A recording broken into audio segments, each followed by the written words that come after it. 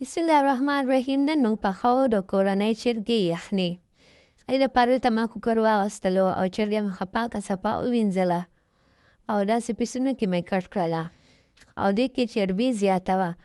دلته پکې زه د دې چرګې خپله دا چربي اچوم. که چربي تاسو سره نه وي نو بیا پکې لږه یو چمچه غوړي هم اچولی شئ او دا به سره دلته موږ چې دی نو داسې به 2-3 منټه لږه فرای کړو چې دې نه سمیل چې کوم دی هغه کې نه روږ شي. دا کله چې کلر لږ چینج شي دې ته بیا موږ واچوو مسالې تور مرچکې، دڼیا، زیره، حسب ضرورت، مالګه، کورکمن او تیز پته.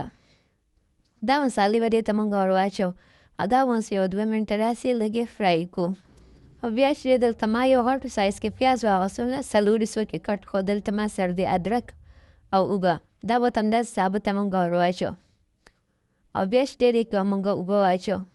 اوبه دې کې موږ دومره اچوو چې دا پکې ښه ښکلې پخه شي. دلته ما دې ته اوبه ور واچولې دا چې دې دا اوبه ما ته کمې لګېدلې. اوس چې دې او زه په دې کې زه لږې شانته کې اوبه نورې ور واچوم. ګوره زه تاسو ته ښیم چې څومره اوبه به دې ته ور اچوې چې دا په ښه ښکلې پخه شي او ونه سوځي. دا وګوره راسمسې پکې دومره ډوبېږي او دا هغه چې دي دا چرګه چې کوم ده نو دا هم پکې ښه ښکلې ټوله دننه پټه شوه د اوبو کې. اوس چې دې زه دې ما موږ سربند کړو دې را موږ ورکړو 1 ګنټه پرېشر، پوره 1 ګنټه پرېشر ما دې له ورکړو. دا زموږ ښه ښکلې پخ شوې ده، ښه مزېداره دا اوس زموږ پخ شوې ده.